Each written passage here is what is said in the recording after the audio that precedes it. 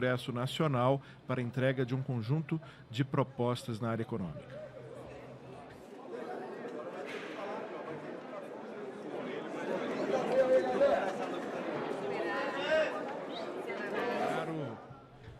Chega neste instante ao gabinete do presidente do Senado Federal e também presidente do Congresso Nacional, Davi Alcolumbre, onde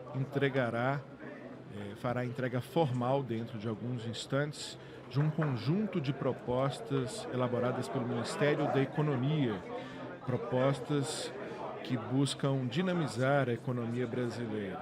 O conjunto de propostas é bem amplo, nem todas chegam nesse momento, serão entregues exatamente no dia de hoje, mas já há uma enorme expectativa e informações que temos conhecimento a respeito delas.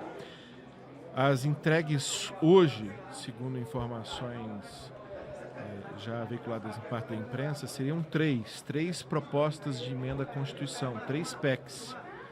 A chamada PEC emergencial, que criaria gatilhos para a redução imediata dos gastos e a liberação de recursos para investimentos.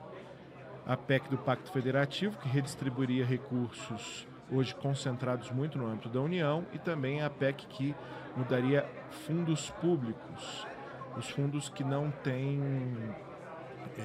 são fundos constitucionais, como o Fundo Centro-Oeste, fundos menores, como o Fundo Penitenciário, o Fundo de Universalização das Telecomunicações. Você viu aí imagens do presidente Rodrigo Maia, que agora há pouco se reuniu com o presidente Davi Alcolumbre. Essa aí é a antessala do gabinete do presidente do Congresso Nacional, Davi Alcolumbre. Pelo que nós podemos aí observar, o presidente Rodrigo Maia deixou a sala. Nós ainda não temos mais detalhes sobre como se dará essa solenidade de entrega. A solenidade será nesse salão, né, que é a antessala da presidência do Congresso Nacional, mas é costumeiro que o presidente vá primeiro ao gabinete, né, do presidente do Congresso Nacional, que é também o presidente do Senado. O presidente Jair Bolsonaro veio acompanhado pelo ministro da Economia, Paulo Guedes, que é o responsável por elaborar todas essas propostas, e também pelo ministro-chefe da Casa Civil, Onyx Lorenzoni. Além das 3 propostas de emenda à Constituição que chegam hoje, outras propostas devem ser encaminhadas o mais rápido possível, talvez ainda nesta semana, e uma das mais aguardadas é a PEC da reforma administrativa, que mudaria principalmente a forma de ingresso hoje dos servidores públicos e também algumas de suas características, como a questão da estabilidade, que não seria mais alcançada após 3 anos de efetivo exercício, como é hoje, e sim apenas ao final de 10 anos. Segundo informações já veiculadas na imprensa, essa seria uma das principais modificações. Os servidores públicos teriam um prazo de 3 anos como trainee, que faria parte do processo de avaliação, ou seja, parte do processo de seleção, e mais 7 anos de avaliação para conquistarem a estabilidade, ou seja, 10 anos no total. E a estabilidade não seria mais concedida a todas as carreiras que hoje têm estabilidade, mas sim a um conjunto menor de carreiras, as chamadas carreiras típicas de Estado, como juízes, fiscais de previdência, auditores, etc. O presidente da República, portanto, visitando o Congresso para a entrega de propostas do pacote econômico, né? Um conjunto de medidas de natureza principalmente econômica para dinamizar a economia. Você vê uma movimentação, repito, na antessala da presidência do Congresso Nacional, presidência do Senado Federal, que é exercida, como determina a Constituição, pelo presidente do Senado, e a expectativa em torno da realização dessa solenidade de formalização da entrega das propostas. Falei da PEC emergencial, que vem sendo chamada de PEC emergencial, que estabeleceria gatilhos para redução de gastos correntes, permitindo assim a liberação de recursos para investimentos. O principal gatilho seria quando a chamada regra de ouro está próxima a ser desrespeitada. O que é a regra de ouro constitucional da economia? O governo não pode fazer empréstimos, ou seja, emitir títulos em valor superior àquilo que ele tem destinado orçamentariamente para investimentos.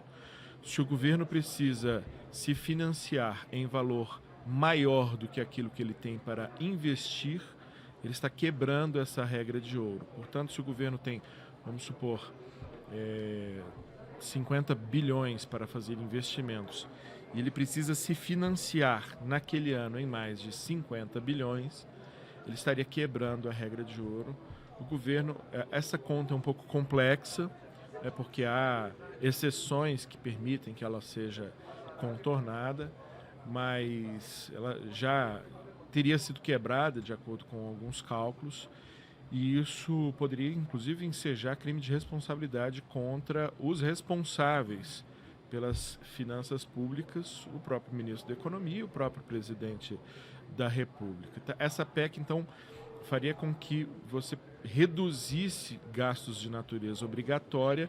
Um dos principais gastos de natureza obrigatória é o pagamento de servidores públicos, né? Esse é, digamos assim, o terceiro maior gasto. O maior gasto tem sido, historicamente, nos últimos anos, o serviço da dívida, pagar os juros da dívida e também parte da dívida, a chamada amortização.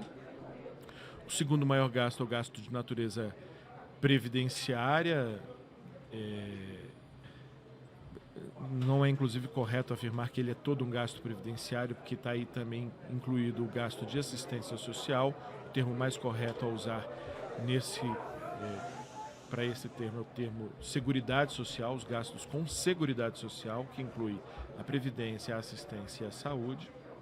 E o terceiro maior gasto é com a folha de pagamento do poder público. A gente vê aí já alguma movimentação, nos parece que está prestes a começar esta solenidade. Pois bem, essa PEC emergencial permitiria o corte de gastos com pessoal na ordem de 20%, que viria acompanhado também de uma jornada, uma redução proporcional da jornada. Se reduz a jornada em até 20%, e se reduz, consequentemente, também o salário, o pagamento de servidores em 20%, liberando aí recursos para investimentos. Se hoje a folha de pagamento do governo federal está na ordem de 300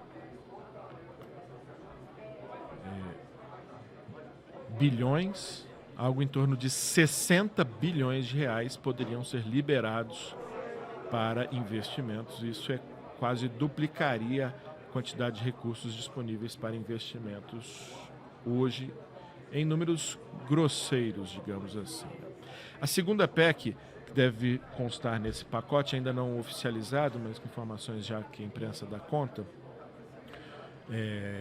informações também que podemos ter com alguns dos auxiliares mais próximos do Ministério da Economia, é a PEC do Pacto Federativo. O Pacto Federativo é a divisão de responsabilidades entre os entes federados, né? Os municípios, os estados e o governo federal. Os municípios têm as suas obrigações, por exemplo, com a educação infantil e o ensino fundamental, por exemplo, com o saneamento básico, e tem também seus direitos de arrecadação. O principal deles é a CID, ou melhor, o ISS. Perdão, a CID é um imposto federal. O ISS, um imposto sobre serviços. E também o IPTU é uma outra forma de cobrança que existe por parte dos municípios. O IPTU e ISS são as principais fontes de arrecadação. Os estados também são as obrigações, principalmente educação, saúde, segurança pública, e as suas formas de arrecadação, ICMS sendo a principal delas, mas também IPVA de forma complementar e outras formas. E o governo federal, todo o seu conjunto de impostos e todo o seu conjunto de obrigações. Pois bem, o Pacto Federativo é, grosso modo, esse pacto de obrigações, deveres e direitos, e esse pacto poderia ser refeito. Por exemplo, os recursos do pré-sal, os recursos advindos do pré-sal, eles pertencem à União, mas eles poderiam vir a ser redistribuídos também com estados e municípios. Temos aí já o dispositivo formado para o início desta solenidade. Você vê o presidente do Congresso Nacional, que é o presidente do Senado Federal, Davi Alcolumbre, ao lado do presidente da República, Jair Bolsonaro. Ele também está ladeado pelo líder do governo no Senado, o senador Fernando Bezerra Coelho, que é do MDB de Pernambuco, ao lado do presidente Jair Bolsonaro, os dois principais nomes da sua equipe, né? O super-ministro da Economia e o ministro Onyx Lorenzoni, que faz uso da palavra nesse momento. Presidente Bolsonaro, acompanhando o nosso ministro da Economia, Paulo Guedes, para um momento muito importante que está sendo construído com o Parlamento. Hoje começa a tramitar uma das mais importantes ações conjuntas do Parlamento brasileiro com o Poder Executivo, que é a PEC do Pacto Federativo. É motivo de muita honra para todos nós iniciar uma revisão, uma modernização das relações e, acima de tudo, uma nova perspectiva de um país que recupera sua confiança interna e externa. A partir daí, gostaria de passar a palavra ao ministro Paulo Guedes, que conduziu todo esse processo e que traz para o Brasil a expectativa, junto com o presidente Jair Bolsonaro, de que um novo tempo virá para estados e municípios na recuperação da verdadeira Federação Brasileira. E aquela tese que foi construída na eleição de mais Brasil e menos Brasília começa hoje a ganhar corpo. Senhor presidente do Senado Federal, gostaria de, senador Davi, de passar a palavra ao nosso ministro da Economia. Bom dia a todos. Queria agradecer ao presidente Jair Bolsonaro pela confiança e o apoio que nos tem dado, ao presidente Davi Alcolumbre, também pela confiança e pelo apoio que nos tem dado, ao líder, senador Bezerra, que também está apresentando a reforma aqui no Senado, como a Casa da República. O tema não podia ser mais apropriado para o Senado, porque é uma transformação do Estado brasileiro. Tem várias dimensões o pacto. Tem a consolidação de uma cultura fiscal, uma cultura de austeridade, de sustentabilidade fiscal. Na verdade, nós vamos garantir finanças sólidas para a República Brasileira. Ao mesmo tempo, estamos descentralizando recursos para estados e municípios, de forma a também fortalecer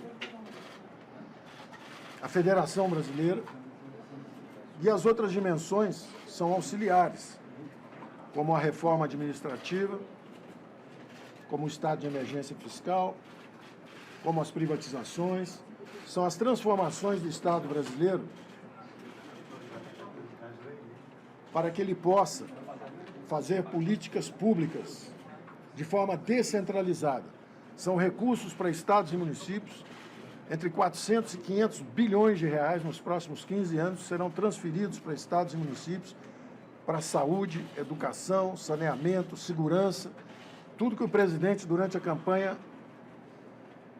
propôs. O dinheiro tem que estar na ponta, o dinheiro tem que ir onde o povo está, tem que estar na base, e é isso que o presidente está fazendo, cumprindo uma promessa de campanha. Eu quero agradecer muito o apoio do Senado, que trouxe também, numa reforma recente, estados e municípios, para a reforma previdenciária, fortalecendo também a nossa federação. É melhor uma reforma onde a União tem 800 bilhões e os estados e municípios estão dentro e fortalecidos, do que uma de 1 trilhão onde os estados e municípios estão fora. Então eu quero agradecer também ao senador Tasso Gereissati pela condução da reforma e por incluir estados e municípios, também no mesmo espírito de fortalecimento da Federação Brasileira. Obrigado.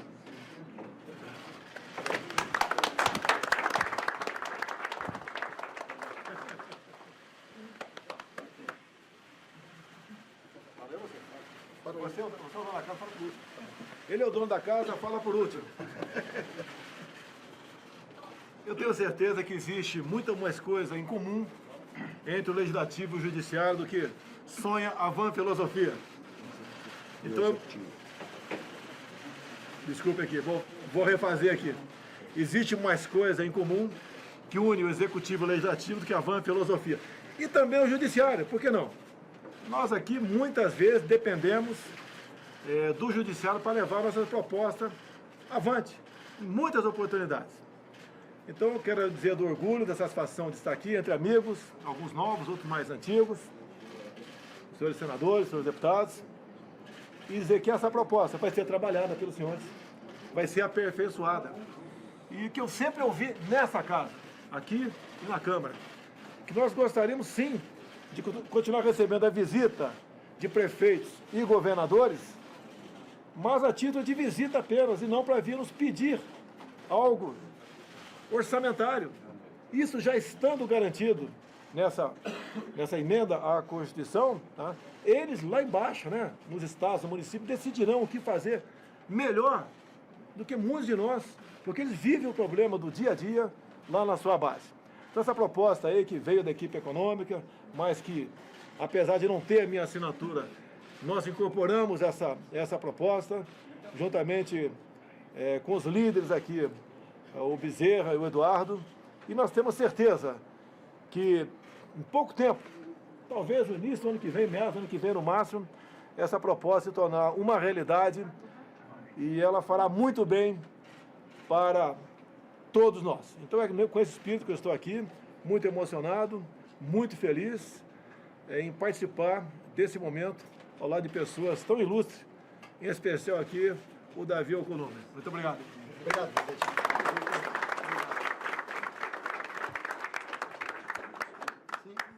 Bem, bom dia a todos e todas. Gostaria de primeiro registrar e agradecer todos os parlamentares, presidente, todos os líderes, todos os senadores, deputados federais que vieram prestigiar a sua estada aqui no Senado Federal, mas agradecer profundamente a Casa hoje, o Senado Federal hoje está presente nessa entrega formal e oficial do governo, do Poder Executivo, na sua presença e dos seus ministros, e isso mostra o envolvimento do Senado Federal, do Parlamento Brasileiro, do Congresso Nacional, com as propostas para reformular e refundar um país. Eu agradeço o apoio incondicional de todos os senadores, em todos os momentos aqui, na presidência desta casa. Todos os dias a gente precisa renovar as esperanças e fazer as coisas acontecerem, porque os brasileiros esperam de todos nós, presidente Bolsonaro, uma resposta. Eles nos delegaram a função e a obrigação de fazer por eles. 210 milhões de brasileiros esperam as respostas do Poder Executivo e do Poder Legislativo para que a vida dos brasileiros possa melhorar, que as desigualdades possam diminuir, que os empregos possam acontecer e que a gente possa ter uma sociedade menos desigual e mais justa. Eu divido essa conquista com todo o Parlamento brasileiro, divido com os senadores, mas divido com os deputados também, que têm dado a sua contribuição ao longo desse primeiro ano de muito esforço de todos nós e de muita consciência, presidente. Todos nós sabemos o limite das nossas obrigações e sabemos o Brasil que queremos. Assim como Vossa Excelência, este Parlamento, esta legislatura foi eleito para fazer as coisas acontecerem. E eu não tenho dúvida que esse Parlamento será considerado o Parlamento mais reformista da história do Brasil, porque tem a consciência de que muitas das propostas do governo federal, do Poder Executivo, elas conciliam com o que o parlamento quer de um país mais justo. Então, o parlamento brasileiro recebe hoje, das mãos do ministro Paulo Guedes e das suas mãos, porque eu sei que isso foi construído a várias mãos, todos os atores participaram desta discussão, o parlamento participou dessa discussão antes da matéria chegar aqui, porque nós trouxemos para o debate temas importantes e o governo, consciente da sua obrigação e da sua responsabilidade, também conciliado com o parlamento, porque eu sei de várias reuniões que nós participamos, todos aqui, tentaram ajudar na construção desse texto. E agora vão ter a obrigação de fazer as adequações necessárias, fazer o aprimoramento dessa redação, porque só o debate democrático e republicano, verdadeiro e franco, é o que pode construir uma sociedade mais justa. A gente não precisa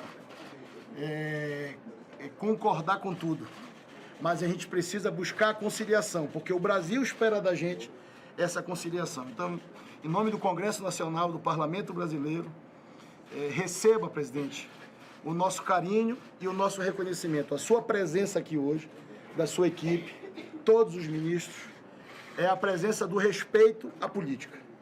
O senhor está aqui hoje entregando a proposta do governo, que foi construída a várias mãos, mas essa proposta, sendo recebida pelas mãos do presidente da República, ela tem, sem dúvida nenhuma, um peso ainda maior.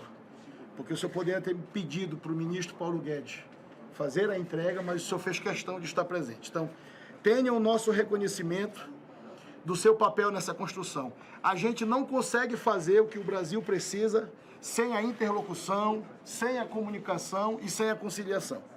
E esse gesto seu hoje aqui no Senado Federal, no Congresso, é um gesto de aproximação com a política, com os políticos, porque foram eleitos, assim como Vossa Excelência, para fazer o que tem que ser feito por um país melhor. Então, receba o nosso carinho, ministro Paulo, ministro Onyx, todos os ministros que estão presentes.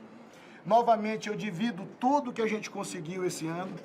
Essa, presidente, é a primeira grande reunião com a sua presença pós-votação do Senado da reforma da Previdência.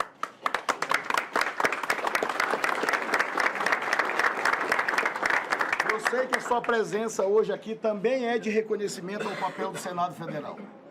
O Senado da República cumpriu a sua obrigação. Estamos organizando a data da promulgação dessa emenda constitucional, mas o nosso dever de casa e as nossas obrigações estão todas sendo, a cada dia, cumpridas por este parlamento que tem a consciência da sua obrigação. Estamos aqui hoje lhe recebendo na sua casa, que o senhor, na sua biografia, presidente, o senhor tem 28 anos de parlamento e 10 meses de poder executivo.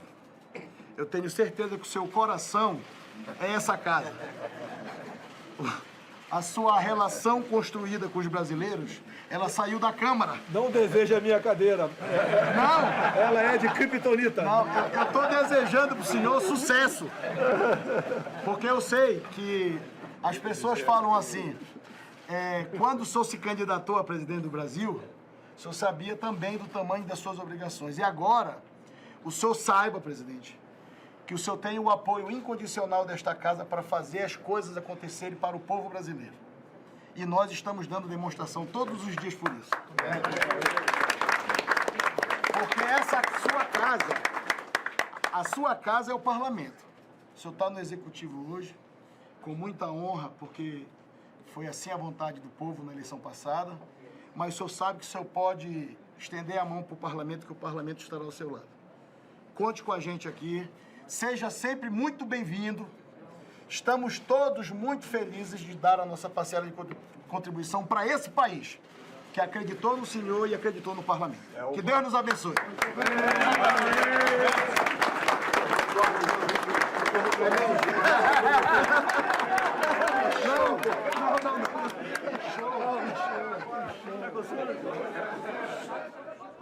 Portanto, é encerrada essa solenidade de entrega de apenas uma das 3 propostas de emenda à Constituição que estavam previstas para ser entregue hoje. O próprio comunicado oficial da presidência do Senado dava conta de que o presidente Jair Bolsonaro viria ao Congresso para entrega de propostas econômicas. Mas você viu aí no decorrer dessa solenidade que apenas uma delas foi entregue. Vamos ouvir também agora o líder do governo no Senado, senador Fernando Bezerra Coelho. Parece que ele pediu a palavra. Cadê? A sinalização dele para fazer uma foto oficial desse momento. Repito, então, havia a expectativa de que fossem entregues 3 propostas de emenda à Constituição, a PEC emergencial, a PEC do Pacto Federativo e a PEC dos Fundos Públicos, mas apenas a PEC do Pacto Federativo foi entregue e ela pode ser resumida, inclusive, no seu apelido Plano Mais Brasil, como ela foi apelidada no âmbito do Ministério da Economia e que remete a um dos slogans da campanha do presidente Jair Bolsonaro na última eleição, mais Brasil e menos Brasília, frase inclusive usada pelo ministro-chefe da Casa Civil, Onyx Lorenzoni, na abertura dessa solenidade. Ele que foi o primeiro a falar, ressaltando que trata-se de uma ação conjunta do Executivo e do Legislativo para a reorganização do Pacto Federativo. Ele disse que um novo tempo virá. O ministro Paulo Guedes agradeceu, inclusive, essa parceria na construção da proposta. O presidente Jair Bolsonaro disse que prefeitos e governadores devem continuar vindo a Brasília, mas apenas para visitar e não mais para pedir, como costuma acontecer. Caso a PEC venha a ser aprovada e reorganizada a forma do Pacto Federativo. E, por fim, o presidente do Congresso Nacional, o presidente do Senado, Davi Alcolumbre, disse que esse será reconhecido no futuro como o parlamento mais reformista da história do Brasil, e essa é uma das reformas mais importantes, porque ela reorganiza a forma como o dinheiro público e as obrigações do poder público são feitas hoje na Constituição. Você vê aí, portanto, o finalzinho desta solenidade, a expectativa de uma entrevista coletiva agora, logo ao final dessa solenidade, né? Ela havia sido prevista, você vê que além da participação de senadores, e aí faz sentido, né, que o presidente Rodrigo Maia tenha deixado a solenidade, uma vez que apenas a PEC do Pacto Federativo seja objeto dessa solenidade. Explico, porque a Casa da Federação é o Senado Federal. Se outras PECs estivessem sendo encaminhadas, como o caso da PEC emergencial, que corta gastos com pessoal de maneira emergencial para permitir investimentos e que teria a tramitação iniciada obrigatoriamente pela Câmara, ou a outra PEC dos fundos públicos, aí sem presença do presidente Rodrigo Maia faria mais sentido, uma vez que essa início de tramitação precisaria ocorrer pela Câmara dos Deputados. Sendo esta uma construção da Câmara, ou melhor, do Senado e do Poder Executivo, o presidente Jair Bolsonaro inclusive menciona o fato de que a PEC oficialmente não tem sua assinatura, ou seja, apesar de ser uma proposta construída pelo Poder Executivo, ela formalmente não é do Poder Executivo, ela é do conjunto dos senadores que a assinam. Essa proposta pode começar a tramitar pelo Senado Federal. Essa proposta, inclusive, do novo Pacto Federativo, deve mexer em alguns dos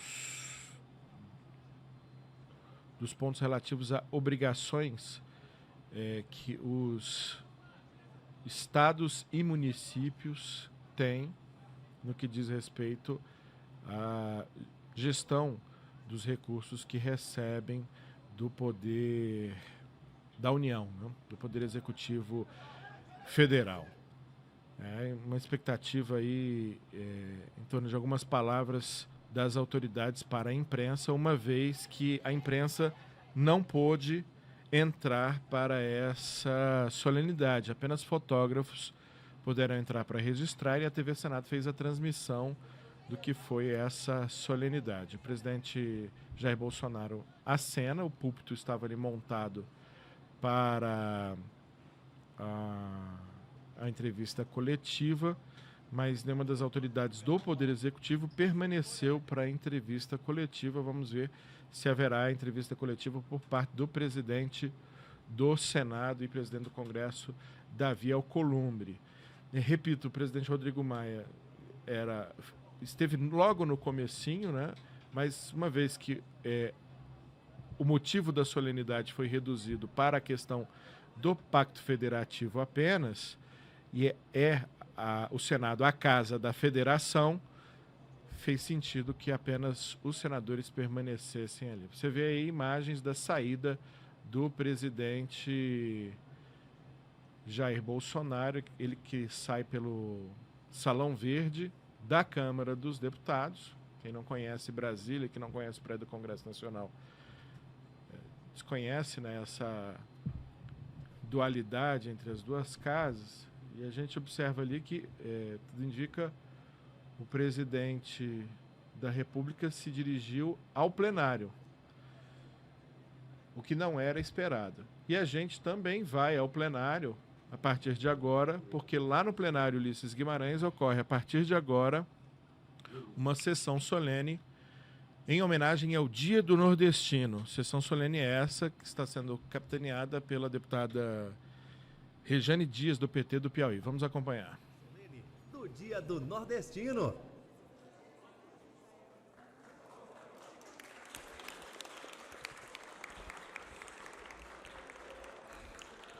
Nesse momento, também cumprimento ao presidente da República, Jair Bolsonaro. Agradeço a presença de Vossa Excelência a essa sessão solene pelo Dia do Nordestino.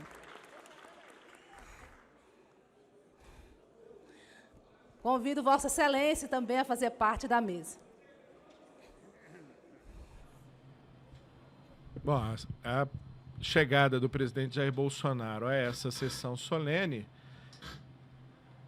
causou surpresa, né? O presidente já chega quebrando o protocolo, chega ali, coloca um chapéu de nordestino. A presença dele, obviamente, gera ali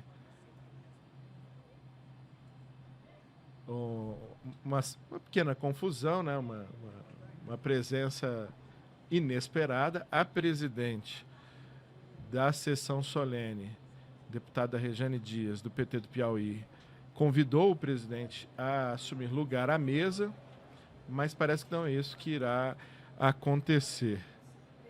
O presidente faz uma rápida visita ao plenário que ele ocupou durante 27 anos como deputado federal.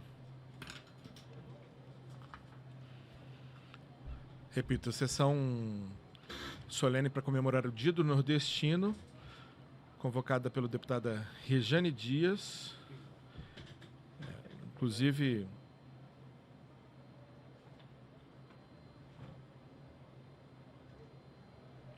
o hino nacional, interpretado um pouco antes, foi interpretado por um trio de sanfoneiros. Você não pôde acompanhar porque nós estávamos fazendo a outra transmissão.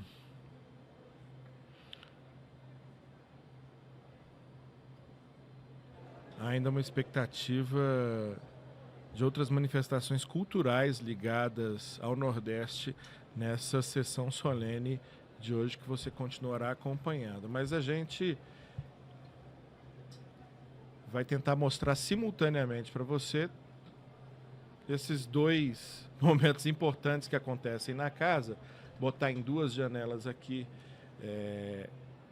essa visita do presidente Jair Bolsonaro ao plenário da Câmara, ao mesmo tempo que a gente passa lá para a entrevista coletiva do presidente do Congresso Nacional, Davi Alcolumbre, que fala sobre essa sessão, essa solenidade ocorrida agora há pouco de recebimento da PEC do Pacto Federativo. Vamos ouvi-lo. As comissões do Senado, os líderes partidários, trabalharam muito. Eu não tenho dúvida que esse ano será considerado um dos anos mais produtivos do Senado Federal e do Congresso Nacional.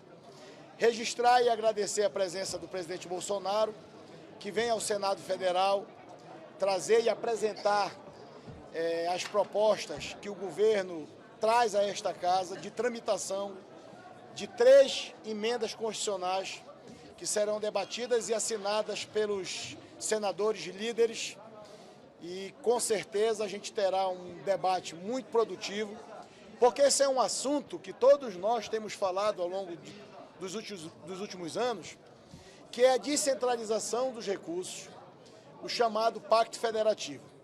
A possibilidade da descentralização desses recursos também só foi possível porque este governo compreendeu a necessidade de fazermos as coisas acontecerem aonde as pessoas vivem. Todos nós aqui sempre defendemos o papel dos municípios e dos estados. Infelizmente, ao longo das últimas décadas, a centralização de recursos no governo central impediu o desenvolvimento em muitas regiões do nosso país, especialmente o Norte e o Nordeste. E agora esse governo compreendeu, e através do ministro Paulo Guedes e do próprio presidente Bolsonaro, tem dito desde o começo do ano que a descentralização dos recursos era uma bandeira desse governo. Quando o presidente da República traz propostas como essa, de descentralização do recurso, e quando o parlamento vota um tema como cessão onerosa, que também divide recursos da exploração do excedente de petróleo para estados e municípios, são gestos concretos do compromisso e do discurso assegurado pelo governo desde o primeiro dia de descentralização. São 3 propostas de emenda constitucional que serão debatidas no Senado Federal, apresentadas e iniciadas no Senado Federal, que irão conciliar com outras propostas, como, por exemplo, a reforma administrativa, que já tramita na Câmara dos Deputados, que também é parte dessa conjunção do Parlamento em relação ao Pacto Federativo. E, aliados ao Pacto Federativo, a gente precisava fazer a reforma da Previdência para ajustar as contas dos estados e dos municípios. Fizemos a do governo federal, mas o Senado está trabalhando e amanhã, na Comissão de Constituição e Justiça, deve ser votado a PEC paralela, que estende a reforma da Previdência para estados e municípios, que foi uma luta também do Senado Federal, a inclusão desse tema nessa nova emenda constitucional. Então é um conjunto de medidas legislativas apoiadas pelo governo, porque naturalmente não se faz a descentralização dos recursos apenas com a vontade do parlamento. O parlamento sempre desejou isso. Deputados e senadores sempre se manifestaram na descentralização dos recursos, mas, de fato, o fato concreto que nós temos é que este governo compreendeu essa mensagem e está na agenda do governo essa descentralização. Atender na ponta os municípios e os estados, porque são lá que os 210 milhões de brasileiros vivem em 5.570 municípios, em 26 estados e aqui no Distrito Federal. Recebemos o documento.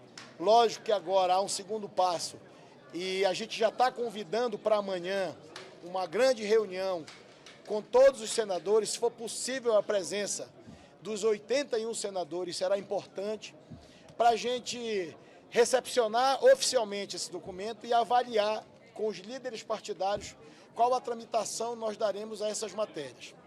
Nós temos um regimento, são emendas constitucionais, a gente precisa assegurar o debate, mas com certeza absoluta esse protagonismo do Senado como Casa da Federação abraça essas propostas e recolhe da parte do governo federal o comprometimento de fazermos a votação, o aprimoramento dessas matérias, para que a gente possa fazer essa descentralização de fato e de direito, que é algo aguardado por milhões de brasileiros. Obrigado. Portanto, encerrada a entrevista coletiva do presidente do Congresso Nacional, o senador Davi Alcolumbre, explicando os próximos passos do que diz respeito a esses temas trazidos a debate aqui no Congresso Nacional pelo presidente da República, Jair Bolsonaro, e sua equipe econômica, capitaneada pelo ministro da Economia, Paulo Guedes. A gente deixa o Senado Federal, retorna ao plenário da Câmara dos Deputados, ao plenário Ulisses Guimarães, onde ocorre a sessão solene para comemorar o Dia do Nordestino, sessão essa requerida pela deputada Rejane Dias, do PT do Piauí, e que, como você viu agora há pouco, passou por uma surpresa, a entrada repentina, não programada, do presidente da República, Jair Bolsonaro, que inclusive colocou ali o chapeuzinho típico de couro do sertanejo nordestino. Causou ali uma pequena confusão a sua entrada, acompanhada de muitos populares, e a gente passa a acompanhar, então, a partir de agora, essa sessão solene. Por favor, deputado Átila, assuma aqui a presidência enquanto eu faço a leitura do meu discurso.